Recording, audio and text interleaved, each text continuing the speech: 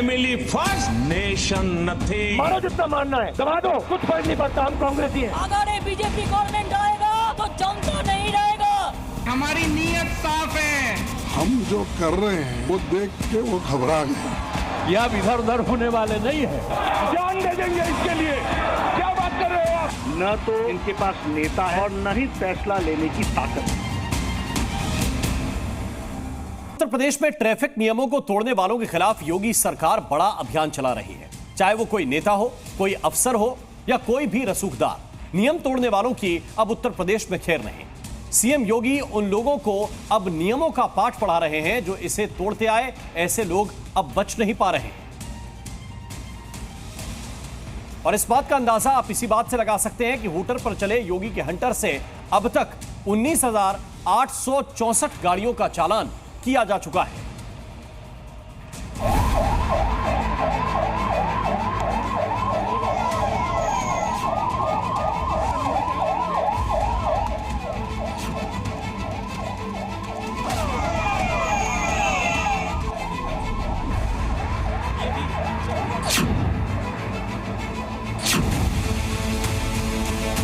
UP में अब VIP culture पर योगी सरकार पूरी तरह से लगाम लगाने में जुटी है। सीएम योगी के राज में अब किसी को भी नियमों से खिलवाड़ की इजाजत नहीं है और इसके लिए बाबा ने ऐसा अभियान शुरू किया है जिससे सड़क पर झूठी हनक दिखाने वालों पर लगाम लगाई जा रही है। पूरे यूपी में पुलिस अब उन लोगों के खिलाफ सख्त एक्शन ले रही है जो ट्रैफिक नियमों के साथ खिलवाड़ कर रहे हैं। नियमों की अनदेखी कर रहे और जानबूझकर उन्हें तोड़ने वालों को सीएम योगी नियम का पालन करने का पाठ पढ़ा रहे हैं।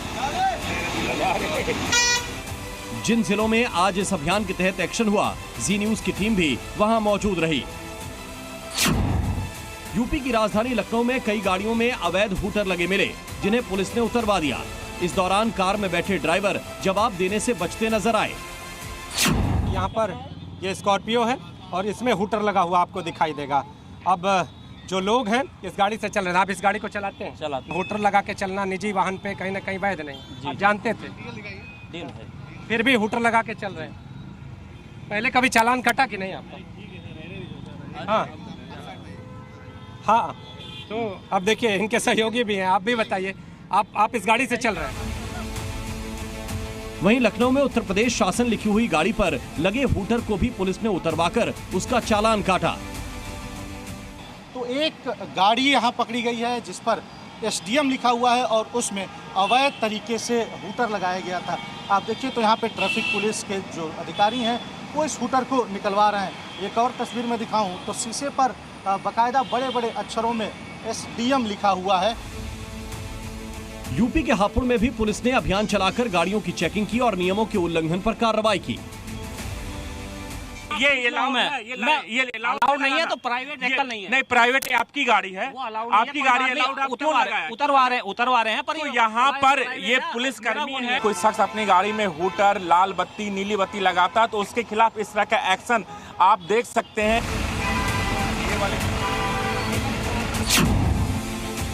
दिल्ली से सटे नोएडा में भी ट्रैफिक नियमों को तोड़ने वालों पर कार्रवाई हुई। इस दौरान कई गाड़ियों पर चढ़ी काली फिल्म को भी उतारा गया। सघन अभियान चलाया जा रहा है उत्तर प्रदेश में पूरे में और नोएडा पुलिस ने इस वक्त यहाँ पर सबसे ज्यादा ऐसे मामले देखने को मिलते हैं क्योंकि दिल्ली साथ में जुड़ी है। लाल बत्ती, हूटर, सभी चीजें इस तरह से लगा कर लोग जो गैर कानूनी घूमते हैं उसी पर इस वक्त एक मार चल रही है। यहाँ पर लगातार जो ट्रैफिक पुलिस है वो इन सब छोटी छोटी चीजों की जांच करती है। वो जो ब्लैक फिल्म नजर आ रही है उसकी, और वो स्पेशली जो वीआईपी कल्चर क्रिएट कर दिया गया है। इस दौरान एक शख्स ने वहां से गाड़ी निकालने के दौरान जी न्यूज के संवाददाता पर गाड़ी चढ़ाने की कोशिश भी की। ये गाड़ी हाँ, बताइए सर, क्या कहना चाह रहे हैं? मैं कह रहा हूँ तूने मुझसे पूछा था कि आपने मुझसे पूछा था, आपने बिल्कुल आपको पुलिस ने रोका, आप किस रोष में? तूने मुझसे पूछा था। यही इसी कल्चर की ही तो मार करने की कोशिश कर रहे हैं। इसको देखो, और यही वो कल्चर तू बताएगा। कल्चर ये बदतमीजी के तौर पर मैं आपको गाड़ी का नंबर एक बार और दिखाता हूँ। इस तरह के बदतमीज लोग जो मीडिया के साथ जब इनको आवाज दिखाने की कोशिश करते हैं, देखो अब ये चढ़ा देगा। ये गाड़ी जानबूझ के मैं कौन जी न्यूज के कैमरे पर मेरठ पुलिस का एक्शन भी कैद हुआ, जहां पुलिस का स्टिकर लगी एक गाड़ी को जब रोका गया तो पहले तो वो सेकंड हैंड गाड़ी होने का हवाला देता दिखा और उसके बाद जज का भाई होने की दलील दी, लेकिन पुलिस ने उसकी एक नहीं सुनी और चालान काट दिया। यहाँ पर एक गाड़ी है, गाड़ी के ऊपर पुलिस लिखा है और मेरठ पुलिस पूरी तरह से चाक चौबंद होकर गाड़ियों को रोक रही है और जो जवाबदेही है वो जवाबदेही लोगों से मांग रही है। इसे गाड़ी ली थी वो, तो उनका लोगो लगा हुआ है ये सर, वो उनकी टोपी भी रह गई थी मेरे पास। कितना टाइम हो गया गाड़ी खरीदे हुए? सर अभी ज़्यादा टाइम नहीं हुआ। कितना हुआ ज़्यादा टाइम? 4-6 महीने हो गए होंगे। गाड़ी की फोटो लेकर उसकी चालान की प्रक्रिया पूरी की जा रही है। यूपी के जौनपुर में भी पुलिस टीम ने चेकिंग के दौरान 6 से ज्यादा अवैध हूटर उतरवा दिए। इस दौरान कई बीजेपी नेताओं की गाड़ियों पर भी कार्रवाई हुई। सभी लोगों ने मिलकर करीब 365 वाहनों को चेक किया गया, जिसमें 72 वाहनों का चालान हुआ, जिसमें कुछ हूटर लगा रखे थे, कुछ उत्तर प्रदेश पुलिस लिख रखे थे, कुछ उत्तर प्रदेश शासन या भारत सरकार लिख रखे थे। इनको विधिक कार्रवाई की गई। बाराबंकी में भी जिन गाड़ियों पर हूटर लगा हुआ दिखा, पुलिस का स्टिकर और काली पन्नी लगी नजर आई, उन पर भी एक्शन लिया गया। लगातार जो काली फिल्म है इसको हटाया जा रहा है, इसके साथ साथ हूटर जिन गाड़ियों में लगे गए हैं उनको हटाया जा रहा है। और आप तस्वीरें देख सकते हैं कि बाकायदा यहाँ पे जो पुलिसकर्मी हैं वो गाड़ियों को बाकायदा रोक रहे हैं और इसके साथ साथ गाड़ी पे जब फिल्म हटाई जा रही है, इसके साथ साथ जो जहाँ पर उत्तर प्रदेश शासन लिखा हुआ है, हूटर्स लगे हुए हैं और जो मानक के विपरीत जो तमाम चीज़ें गाड़ियों में लगाई गई उन सबको जो है हटाया जा रहा है। और सीएम योगी के साफ निर्देश हैं कि यूपी में अब वीआईपी कल्चर नहीं चलेगा और जो लोग ट्रैफिक नियमों का पालन नहीं करेंगे उनके खिलाफ सख्त कार्रवाई होगी। यही वजह है कि यूपी के हर कोने में इस समय यूपी ट्रैफिक पुलिस अभियान चलाकर एक्शन में जुटी है। ब्यूरो रिपोर्ट, जी मीडिया। और यूपी में वीआईपी कल्चर पर लगाम लगाने के लिए 11 जून से चलाए जा रहे अभियान में पुलिस को काफी सफलता भी मिली है। जानकारी के मुताबिक 2,75,442 गाड़ियों की चेकिंग की गई और इनमें से 19,864 गाड़ियों का चालान काटा गया है। इनमें से अवैध लाल नीली बत्ती लगी गाड़ियां और पुलिस के स्टिकर लगी हुई गाड़ियां, कुछ हूटर लगी हुई गाड़ियां शामिल थी। जिन गाड़ियों के शीशों पर काली फिल्म लगी थी उन पर भी कार्रवाई की गई है और इस दौरान 22 लाख रुपए से ज्यादा का जुर्माना भी वसूल किया गया है। वहीं 1,01,043 दोपहिया वाहनों की भी जांच की गई है। ये तमाम डिटेल हैं, ये बता रहे हैं कि किस तरह से यूपी में कार्रवाई हो रही है। और आइए बढ़ते हैं थोड़ा सा आगे। अयोध्या में रामलला के दर्शन करने आने वाले भक्तों के माथे पर अब चंदन का तिलक नहीं लगेगा। साथ ही राम भक्तों को चरणामृत देने पर भी अब पाबंदी लगा दी गई। ये फैसला श्री राम जन्मभूमि तीर्थ क्षेत्र ट्रस्ट ने लिया है और गर्भगृह के पुजारियों को तत्काल प्रभाव से ऐसा करने को कहा गया है। वहीं भक्तों से मिलने वाली दक्षिणा को भी अब पुजारी नहीं रख सकेंगे, उन्हें दक्षिणा को दान पेटिका में डालना पड़ेगा। ट्रस्ट के इस फैसले से पुजारियों में भी नाराजगी देखी जा रही है।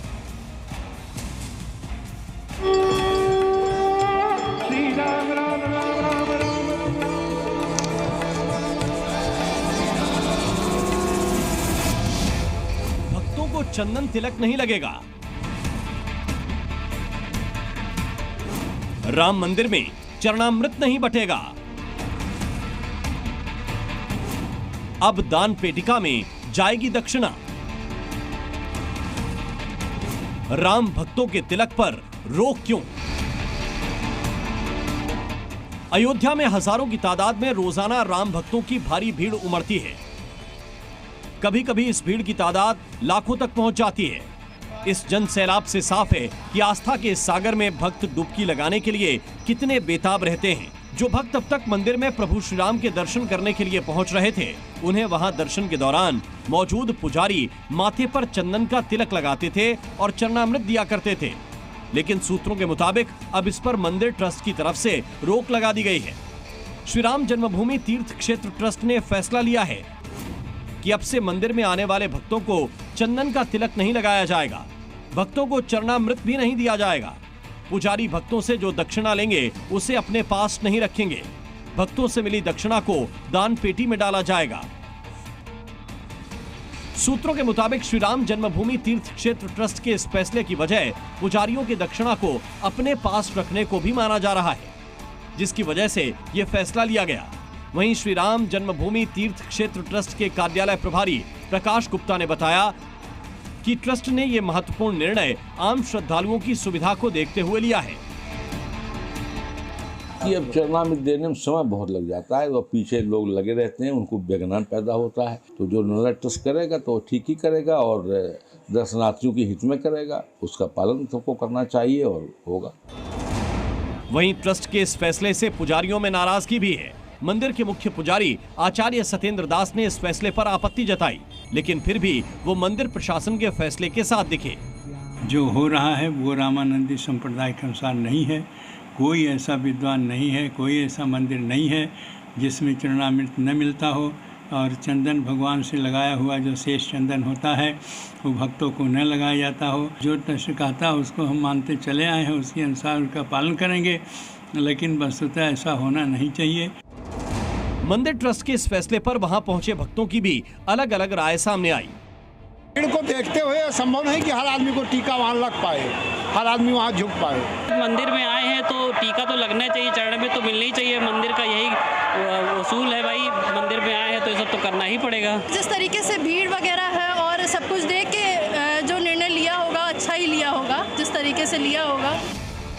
वहीं अगर तिलक लगाने के नियम और परंपरा की बात की जाए तो बिना स्नान किए तिलक नहीं लगाया जाता। पहले भगवान को तिलक लगाते हैं, फिर अपने माथे पर तिलक लगाया जाता है। तिलक को माथे पर भौं के बीच लगाते हैं। हवन पूजन के समय तिलक लगाया जाता है। मंदिर में दर्शन के दौरान तिलक लगाते हैं। तिलक के बिना पूजा अधूरी मानी जाती है। ऐसा भी कहा जाता है कि तिलक लगाने से मन शांत होता है। राम मंदिर में भक्तों को चंदन का तिलक लगाने, चरणामृत पर लगाई गई पाबंदी और दक्षिणा को दान पेटी में ही डालने के नियम से पुजारियों में मतभेद भी नजर आया। इसकी वजह यह भी है कि दक्षिणा से पुजारियों को वेतन के अलावा अतिरिक्त आय हो जाती थी, लेकिन अब उस पर पाबंदी लगा दी गई है, जिसे पुजारियों की नाराजगी की एक वजह भी माना जा रहा है। ब्यूरो रिपोर्ट, ज़ी मीडिया। तो एक तरफ अयोध्या में राम भक्तों को तिलक पर रोक है और दूसरी तरफ लोकसभा चुनाव में बीजेपी को फैजाबाद सीट हारने की वजह का पता चल चुका है। तो अब योगी आदित्यनाथ उसमें सुधार करने में भी जुट गए हैं। कैसा हो रहा है सुधार, आपको दिखाते हैं इस रिपोर्ट में।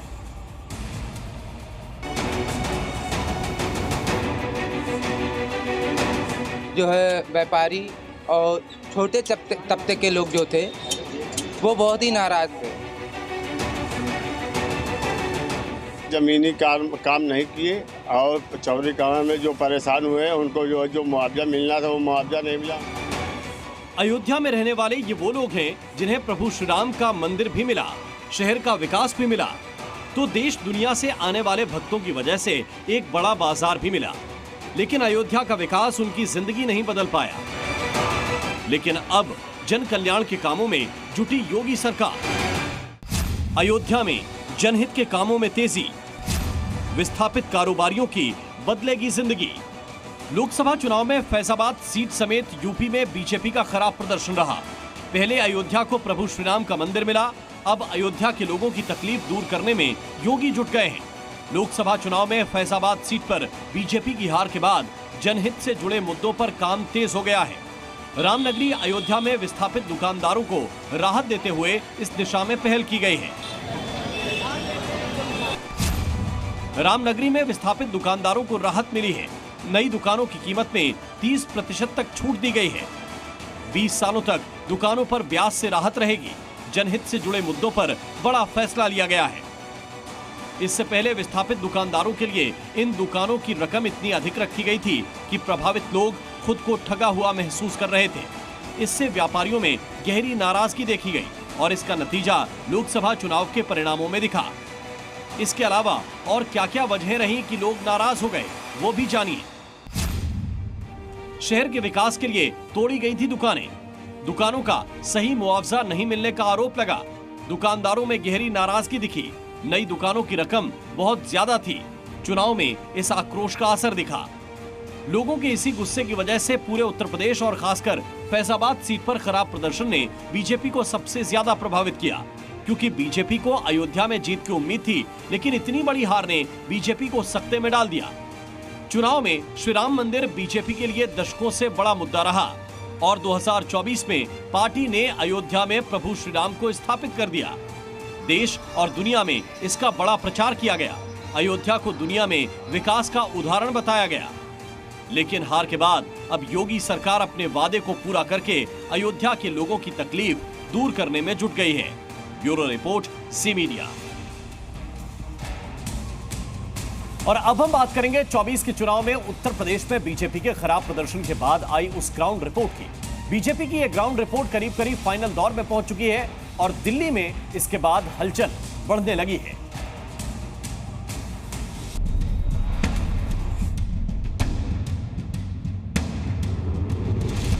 लोकसभा चुनाव में यूपी में बीजेपी के खराब प्रदर्शन के कारणों की तलाश के लिए फाइनल रिपोर्ट बस आने ही वाली है और यूपी के बाद दिल्ली में इस पर हलचल बढ़ने लगी है।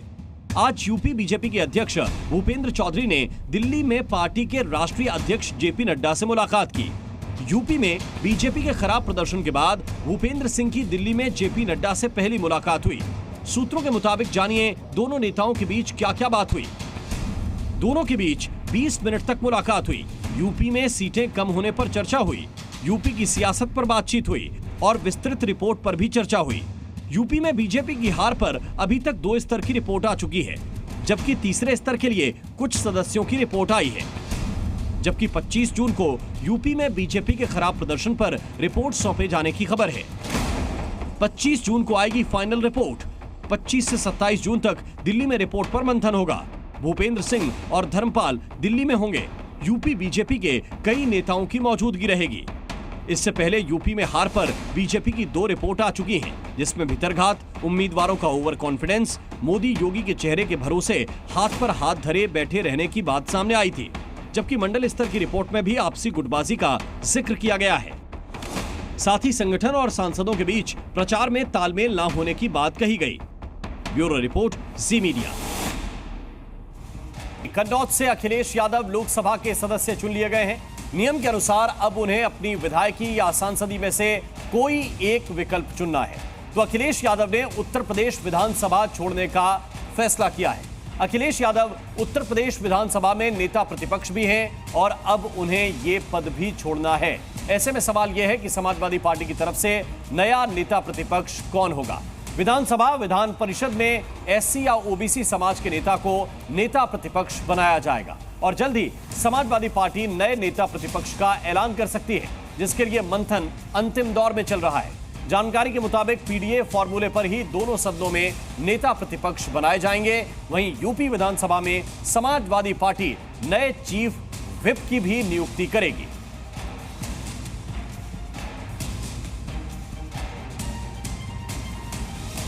और उत्तर प्रदेश में लोकसभा चुनाव के नतीजे से बहुत कुछ बदला है। कई दिग्गज राजनेताओं को हार का सामना करना पड़ा, तो वहीं कुछ जीत ने भी सभी को चौंका दिया। लेकिन लोकसभा चुनाव से 3 महीने बाद यूपी में राज्यसभा चुनाव के लिए 3 महीने पहले वोटिंग हुई। इस चुनाव में जमकर क्रॉस वोटिंग हुई।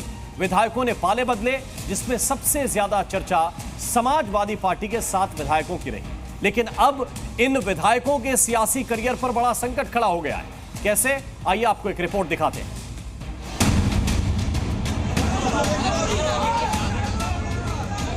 लोकसभा चुनाव से ठीक पहले उत्तर प्रदेश में राज्यसभा चुनाव हुए थे।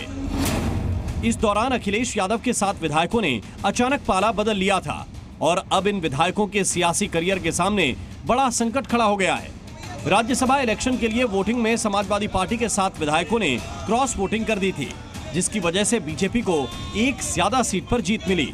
उस वक्त बीजेपी ने इसे बड़ी सफलता के तौर पर देखा और लग रहा था कि बागी विधायकों को इसका रिटर्न गिफ्ट भी मिलेगा, लेकिन अब तक ऐसा होता नहीं दिख रहा है। वहीं समाजवादी पार्टी ने भी इन सभी 7 विधायकों के खिलाफ बड़े एक्शन की तैयारी कर ली है। समाजवादी पार्टी इन सभी विधायकों की शिकायत विधानसभा स्पीकर से कर सदस्यता रद्द करने की मांग करेगी। ऐसे में अपने फायदे के लिए पाला बदलकर बीजेपी में जाने वाले इन विधायकों को बड़ा नुकसान होता दिख रहा है। जानकारी के अनुसार इन विधायकों की सीट पर बीजेपी का परफॉर्मेंस अच्छा नहीं रहा। वहीं अखिलेश यादव की नाराजगी अब तक दूर नहीं हुई है। खास तौर पर मनोज पांडे को लेकर अखिलेश ज्यादा नाराज हैं। जिनकी वजह से ही स्वामी प्रसाद मौर्य ने समाजवादी पार्टी का साथ छोड़ दिया था। राज्यसभा चुनाव से पहले ही एसपी के विधायक सीएम योगी की तारीफ करने लगे थे, जिसके बाद इनके बीजेपी के पाले में जाने की संभावना बढ़ गई थी। ब्यूरो रिपोर्ट, जी मीडिया। और अब आप जरा उन 7 विधायकों के बारे में जान लीजिए जिनके सियासी करियर पर इस वक्त संकट है। वो कौन कौन से लोग हैं, जरा देखिए।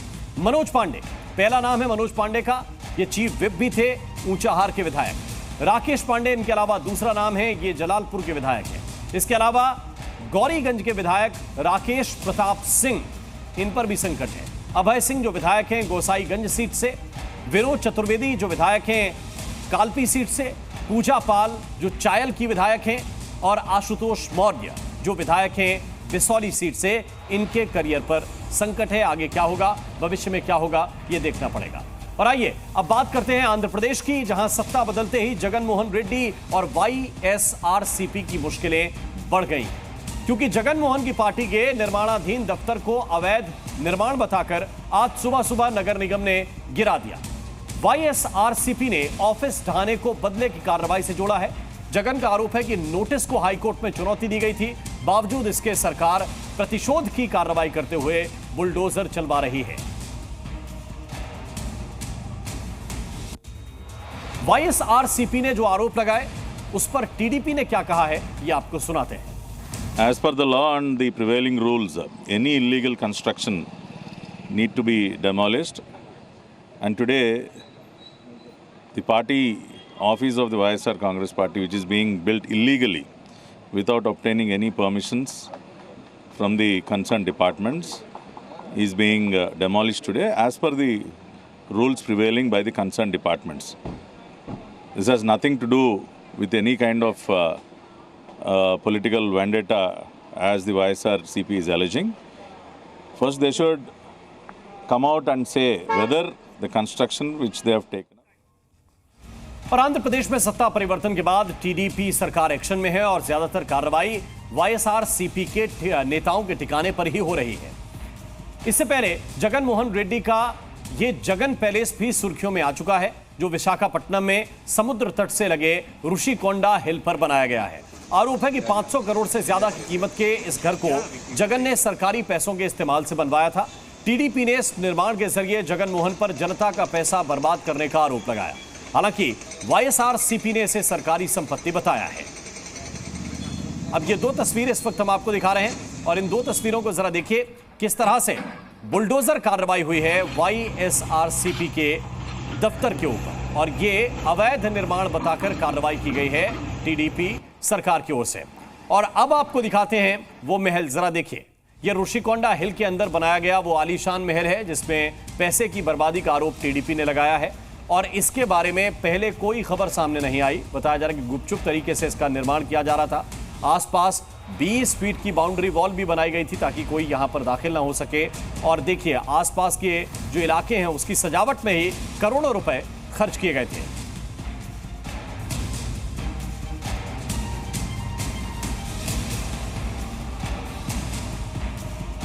और नीट पेपर लीक मामले में रोज हो रहे खुलासे से एग्जामिनेशन का पूरा सिस्टम सवालों के घेरे में। एक के बाद एक कई परीक्षा को लेकर चौंकाने वाले खुलासे हुए हैं और पेपर लीक गिरोह के तार कई जिलों से जुड़ रहे हैं। सबसे चौंकाने वाला खुलासा पटना से हुआ, जहां नीट पेपर का अब कई और पेपर लीक से कनेक्शन सामने आ रहा है। इस मामले में एक तरफ जांच एजेंसियों का एक्शन जारी है तो दूसरी तरफ इस मामले में सियासत भी चल रही है। क्या है नीट कांड का गेस्ट हाउस कनेक्शन, जिसे लेकर बीजेपी लगातार तेजस्वी यादव को घेर रही है? आइए आपको दिखाते हैं।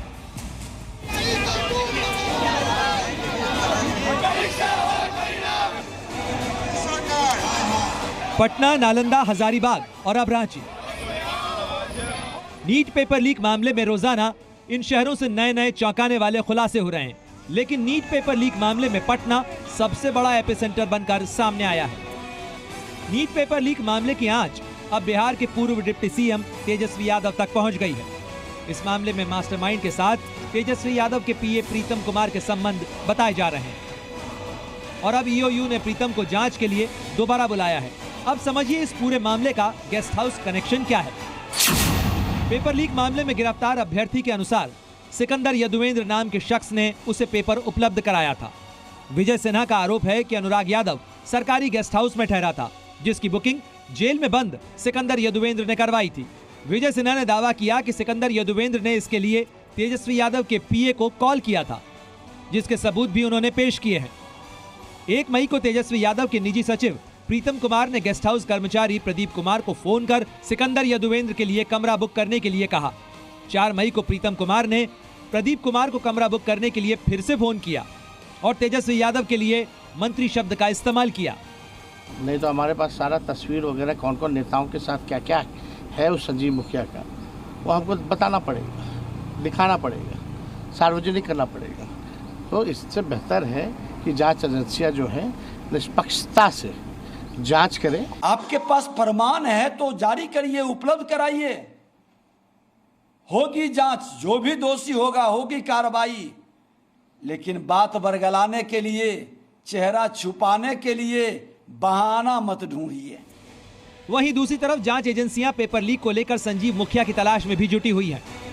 जांच एजेंसी ने नालंदा पुलिस को नोटिस भेजकर संजीव मुखिया को गिरफ्तार करने के लिए भी कहा है। नालंदा पुलिस ने संजीव मुखिया के घर छापेमारी की, लेकिन वो अभी फरार है। पुलिस संजीव के अलावा उसके कई और साथियों की तलाश में भी छापेमारी कर रही है। जानकारी के अनुसार अब संजीव मुखिया के घर कुर्की और जब्ती की तैयारी की जा रही है। वहीं ईओयू की टीम ने एक संदिग्ध को नालंदा से गिरफ्तार भी कर लिया है। वो संजीव के कई करीबियों से पूछताछ भी कर रही है। वहीं बिहार के बाद अब इस मामले के तार झारखंड तक भी पहुंच गए हैं। पुलिस की जांच में अब तक झारखंड के एक प्रोफेसर का नाम भी सामने आ रहा है। जानकारी के मुताबिक संजीव मुखिया को किसी प्रोफेसर ने मोबाइल पर नीट का पेपर भेजा था। Learn play school and boys hostel में पटना और रांची के एमबीबीएस स्टूडेंट भी मौजूद थे, जिन्होंने बतौर सॉल्वर नीट के पेपर में पूछे गए प्रश्नों के उत्तर लिखे। जिन अभ्यर्थियों से पैसे लिए गए थे उनको आंसर दिए गए। जांच में सामने आया है कि learn play school and boys hostel में जिन छात्रों को जवाब रटवाए गए, उन कैंडिडेट्स ने सिर्फ एक पेपर में अच्छा स्कोर किया, जबकि बाकी में उनके नंबर कम आए हैं। वहीं इस पूरे मामले में ईओयू ने अपनी जांच रिपोर्ट केंद्रीय शिक्षा मंत्रालय को सौंप दी है। सबूतों की बात करें तो ईओयू ने पेपर लीक से जुड़े कई अहम सबूत इकट्ठा किए हैं, जिनमें अधिजला प्रश्न पत्र, बुकलेट नंबर, गिरफ्तार अभ्यर्थियों का कबूलनामा, मोबाइल और laptop, OMR sheet, post dated cheque, अभ्यर्थियों के डॉक्यूमेंट आदि अनेक दस्तावेज शामिल हैं। इन सबूतों के आधार पर अब आगे की जांच की जा रही है। वहीं देश के कई छात्रों को अब पेपर लीक मामले में कठोर कार्रवाई की भी उम्मीद है। ब्यूरो रिपोर्ट, जी मीडिया। और आइए अब आपको नीट पेपर लीक का पूरा नेक्सस ग्राफिक्स के जरिए समझाते हैं, जिससे आप पेपर लीक में किरदारों के तार कैसे एक दूसरे से जुड़े हैं इसको बेहतर तरीके से समझ पाएंगे। एक एक कैरेक्टर हम आपके सामने रखते हैं, एक एक किरदार। पहला नाम है संजीव मुखिया का, जिसका नाम आपने कई बार सुना होगा। यह पेपर लीक का मास्टरमाइंड बताया जा रहा है। सिपाही और शिक्षा भर्ती लीक में भी इसके कनेक्शन सामने आए हैं। फिलहाल ये फरार है। पुलिस और जांच एजेंसियों को इसकी लगातार तलाश है। बेटे के साथ मिलकर ये पहले भी पेपर लीक करवा चुका है। अब दूसरा जरा नाम देखिए, इसका नाम है डॉक्टर शिव और ये संजीव मुखिया का बेटा है। बीपीएससी शिक्षक भर्ती परीक्षा का भी ये मास्टरमाइंड रहा है। फिलहाल जेल में बंद है और पहले भी कई पेपर लीक करवा चुका है। इसके अलावा एक और नाम है रवि अत्री का, ये भी आप देख रहे हैं। अत्री गैंग का एक गुर्गा है। यूपी पुलिस भर्ती परीक्षा में इस शख्स का नाम सामने आया था। फिलहाल अभी मेरठ की जेल में बंद है। इसके अलावा एक और नाम आपने बार बार सुना होगा और यह नाम है सिकंदर यादवेंदु। ये नीट पेपर लीक का बहुत ही अहम किरदार है। दानापुर नगर परिषद में ये जूनियर इंजीनियर के पद पर तैनात है और इसने ही गेस्ट हाउस तक लीक पेपर को पहुंचाया। फिलहाल इसको गिरफ्तार किया गया है और इसने अपना जुर्म भी कबूल कर लिया है। इसके अलावा अमित और नीतीश भी हैं।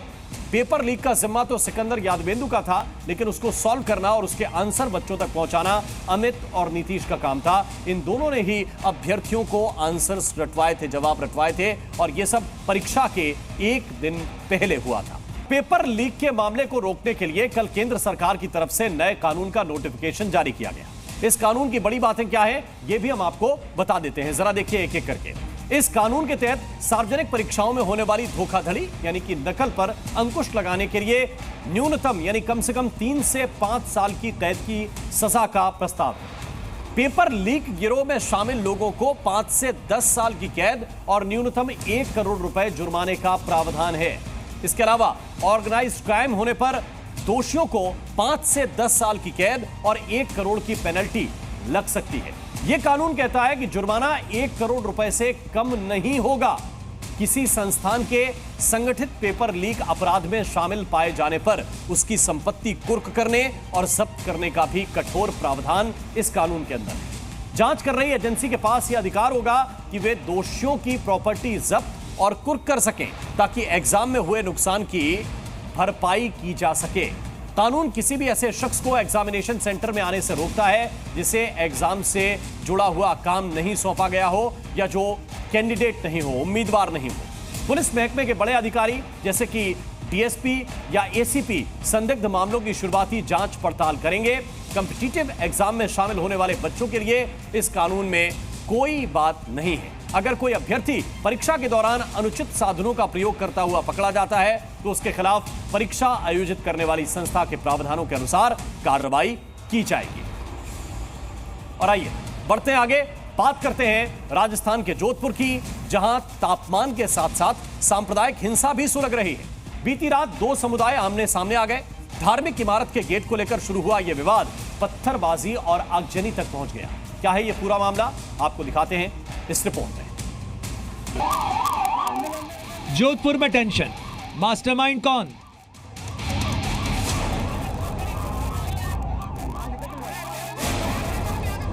सूरसागर में दंगों की बिसात, किसने की पत्थरबाजी की बरसात? जोधपुर में क्यों सुलगी 15 साल पुरानी आग?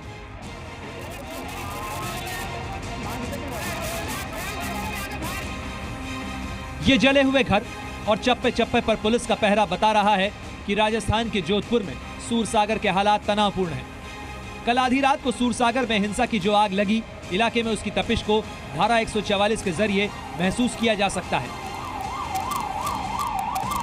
इनके मीटर तोड़ दिए गए, मकान तोड़ दिए गए हैं, गेट तोड़ दिए गए, तो निश्चित रूप से काफ़ी नुकसान भी है वो क्षेत्र में देखने को मिल रहा है। सबसे बड़ी बात है कि अब पूरी जब घटना हुई तो उसके बाद जो है प्रशासन लगातार जो है वो शांति व्यवस्था बनाए रखने का प्रयास कर रहा है।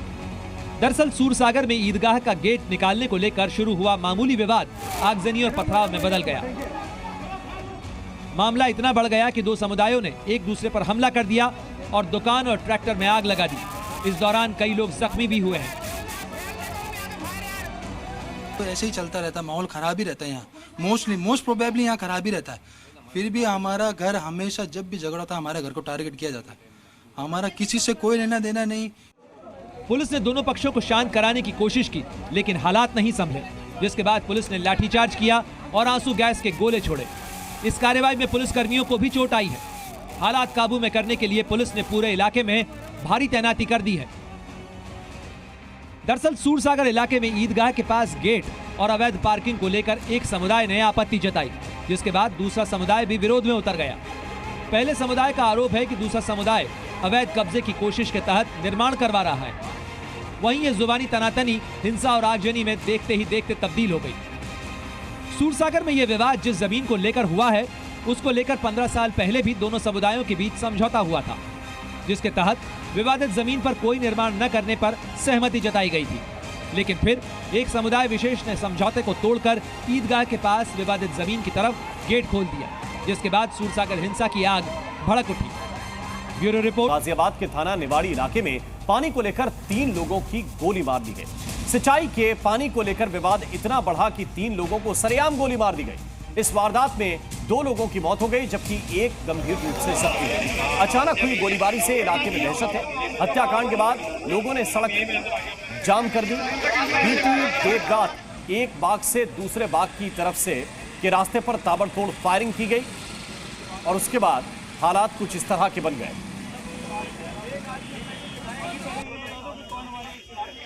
जब रात्रि में ये करीब 10 बजे के आसपास के तीनों लोग एक बाइक से इधर आ रहे थे, तब उसके पश्चात इनके ऊपर गोलियां चली हैं, जिससे ये घटना कारित हुई है। इस घटना में जो अभी तक की प्राप्त सूचना है, उसके आधार पर हिंदौड़ा के रहने वाले 2 व्यक्तियों को हिरासत में लिया गया है, पूछताछ की जा रही है। इसके साथ ही जो एक डेड बॉडी प्राप्त हुई है, उसको पोस्टमार्टम हेतु भेजा गया है। साथ ही जितनी भी अन्य विधिक कार्रवाई है वो सुनिश्चित की जा रही है। किस हथियार से उन पर हमला हुआ? गोली मारी, 5-6 गोली लगी जी। तो अभी हालत कैसी है? बस 2 मर गए, एक को जवाब दे रखा अस्पताल में। जी, तो अभी आप जो यहाँ मौजूद हैं तो पुलिस से क्या बात चला? इंसाफ चाहते हैं जी, इंसाफ कुछ कार्रवाई नहीं करी पुलिस ने रात से, अब लोग कोई भी कुछ वो नहीं करा। 15 घंटे इंसाफ चाहते हैं हम, तो इंसाफ दो। बिहार में भ्रष्टाचार का एक और ब्रिज गिर गया। ब्रिज गिरने की यह घटना सीवान से सामने आई, जहां गंडक नदी पर बना पुल देखते ही देखते भर-भराकर पानी में समा गया। इस घटना की हैरान कर देने वाली तस्वीरें भी सामने आई हैं, जिसमें दिखा कि पुल का बीच का हिस्सा टूट गया और जिस पिलर से पुल को सहारा मिल रहा था वो भी पानी के बहाव में कमजोर हो गया था। इसी बीच पानी के बहाव में वो पिलर भी एक तरफ गिरा, जिससे पूरा का पूरा पुल देखते ही देखते पानी में समा गया। बताया गया कि गंडक की बड़ी नहर अचानक टूट गई थी, जिससे निकला पानी बांध को तोड़ते हुए वहां मौजूद गांव में घुस गया, जिससे इलाके के लोगों को काफी नुकसान का सामना करना पड़ा। अब ये 2 तस्वीरें इस वक्त आपके सामने हैं। एक तरफ अररिया की वो तस्वीर जो 18 जून को सामने आई थी, वहां उद्घाटन से पहले एक विशाल पुल नदी में समा गया था, और अब देखिए सीवान, जहां पर गंडक पर बना ये पुल जमींदोज हो गया। और निकाल बाहर जोन को निकाल लो ओकरा चैन ऑल होता है मादर जो हमरो ले मादर के ए हटा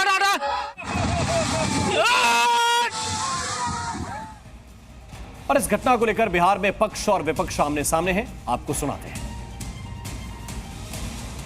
सरकार का कारनामा है कि हर हफ्ते कोई न कोई पुल गिर रहा है, तो ये अफसरशाही भ्रष्टाचारी चरम पर है। भ्रष्टाचार अब सरकार को जवाब देना चाहिए, और रोज हर हफ्ते पुल गिरेंगे, अब सरकार का ही गिरना बाकी रह गया है।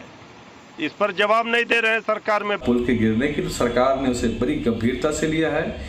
यह एक गंभीर ऑफेंस है कि अधिकारी, प्राधिकारी और कॉन्ट्रैक्टर की मिली भगत से अगर ऐसा कहीं कुछ हुआ है तो तय मानिए आपकी सरकार की तरफ को बख्शा नहीं जाएगा, कड़ी से कड़ी कार्रवाई उन पर की जाएगी। और एक तरफ बिहार में एक के बाद एक कई पुल गिर रहे हैं, लेकिन पुल पर सियासी घमासान महाराष्ट्र में भी मचा है। एशिया का सबसे बड़ा पुल जो समंदर को चीरकर मुंबई और नवी मुंबई की 2 घंटे की दूरी को 20 मिनट में पाट देता है। इस पुल निर्माण में कांग्रेस ने भ्रष्टाचार के आरोप लगाए। क्या है पूरा सच, देखिए इस रिपोर्ट में।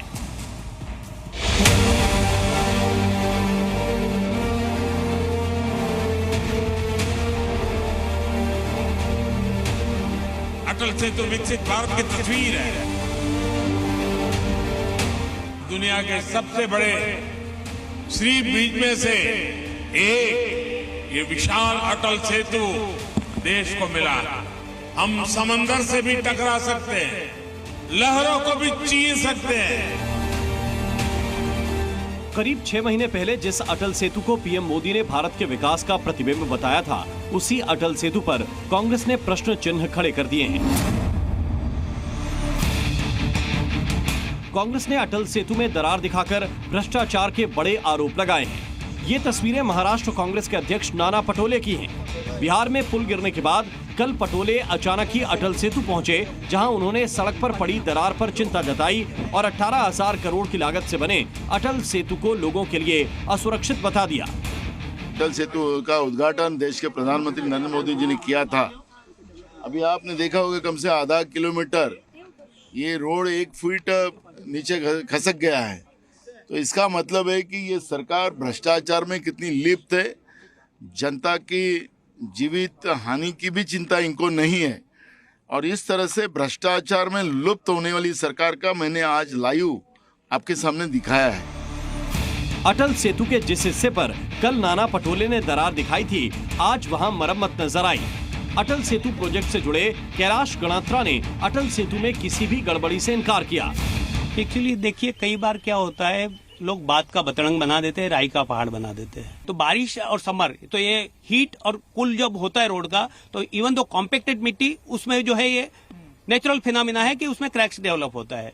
तो वो क्रैक्स डेवलप जो हुआ है, तो उसको अटेंड करने का ऑलरेडी काम चालू है। दरअसल कांग्रेस नेता नाना पटोले ने अटल सेतु में दरार का जो दावा किया है, वो पुल पर नहीं बल्कि सर्विस लेन पर है। वो अटल सेतु को उल्वे से मुंबई से जोड़ने वाली सर्विस लेन है। डिप्टी सीएम देवेंद्र फडणवीस ने सोशल मीडिया पर कांग्रेस के आरोपों पर जवाब देते हुए लिखा है, अटल सेतु पर तो कोई दरार नहीं है, ना ही अटल सेतु को कोई खतरा है। लेकिन एक बात साफ है कि कांग्रेस पार्टी ने झूठ के सहारे दरार का एक लंबा प्लान बना लिया है।